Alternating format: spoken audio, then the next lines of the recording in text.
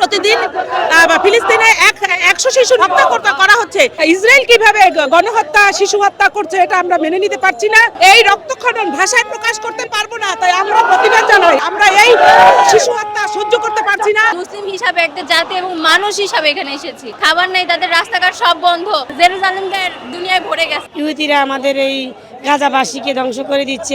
March for Gaza, আমি এই পিরোজপুরের একজন শিক্ষক। আমরা এসেছি গতকালকে, আপনি জানেন যেটা বাংলাদেশের সারা দেশব্যাপী এই কর্মসূচির আহ্বান করা হয়েছে। সেই থেকে আমি গতকাল বিকেলে এখানে এসে পৌঁছেছি ঢাকায়। প্রতিদিন ফিলিস্তিনে 100 শিশু হত্যা করা হচ্ছে। এটা অত্যন্ত হৃদয় বিদারক, এটা আমরা মেনে নিতে পারছি না।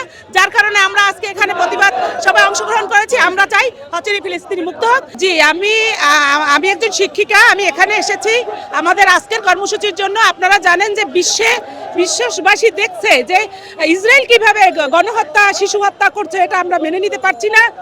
আমাদের হৃদয়ে রক্তক্ষরণ হচ্ছে। আমরা এই রক্তক্ষরণ ভাষায় প্রকাশ করতে পারবো না, তাই আমরা প্রতিবাদ জানাই। আমরা এই শিশু হত্যা সহ্য করতে পারছি না। আপনি দেখছেন বাসার সামনে দাঁড়িয়েছিলাম এবং আমাদের হৃদয়ে রক্তক্ষরণ হচ্ছে। হাজার হাজার মুসলিম জেগে উঠেছে, অতএব ফিলিস্তিনি মুক্ত করতেই হবে। আমার এখানে অংশগ্রহণের উদ্দেশ্য হচ্ছে, যেহেতু আমাদের ভাই বোনরা মারা যাচ্ছে, মুসলিম হিসাবে একটা জাতি এবং মানুষ হিসাবে এখানে এসেছি। বাচ্চারা যেভাবে মারা যাচ্ছে, সেখানে খাবার নেই, তাদের রাস্তাঘাট সব বন্ধ। তাদের অবস্থাটা আসলে দেখা যায় না। একজন মানুষ হয়ে থাকলে তার মনে অবশ্যই এটা উঠবে এবং তারা এখানে আসবে। সেটা no matter who is, but এখানে আসাটা উচিত। আমি হচ্ছি মান্নাত ইউনিভার্সিটি স্টুডেন্ট, আমি গুলশান থেকে এসেছি। অবশ্যই সম্ভব হবে, যেহেতু শুধু বাংলাদেশ না, আরো অনেক কান্ট্রিতে এরকম হচ্ছে এবং আমরা সবাই সাপোর্ট করছি। ইনশাআল্লাহ সত্যের অবশ্যই জয় হবে। আল্লাহ ভরসা, সম্পূর্ণ এখন আল্লাহর উপর, আর কিছু করে নাই। জেরুজালেমকে দুনিয়ায় ভরে গেছে। চাঁদপুর থেকে এসেছি। এখানে আসার উদ্দেশ্য, আমাদের ইসলামের উপরে হামলা চালাচ্ছে।